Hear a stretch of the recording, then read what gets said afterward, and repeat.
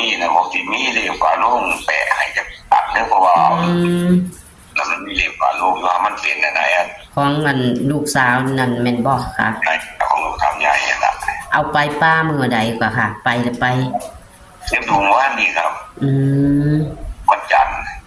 ค่ะว่าเลขจะออกวนเวียนอยู่น้ำอายุน้ำยาหอกแดงแล้วว่ามันจังหาสองนี่กันอยู่หันนอกแกเกิดพศ2500เนาะค่ะค่ะเมียนอยู่ดอก8นี่มันยังบ่ทันได้ออกแต่ที่8จะว่าผมก็คัดยิงอยู่จะว่าบ่ได้จับให้มันตายก็ตาย2569เราเรียกออก69ก็ออก69ไปแล้วเกิดวันที่24เนาะค่ะแน่มันออกไปแล้ว24หมู่บ้านแม่นบ่ค่ะงวดว่ากันก็52ก็พศ2500นั่นล่ะผมย่านมันขึ้นเป็น87นี่นะหรือ78นี่ล่ะเลขฝาโลงนี่ครับจักกับเต้าเนาะบัดนี้เซียนว่าเลขฝาโลงตัวใดค่ะฝาก86นี่ว่าไว้86เป็นบ่ค่ะเอาขอแปะไว้ในฝาโลงเด้ออันนี้เลขฝาโลงเนาะค่ะครับ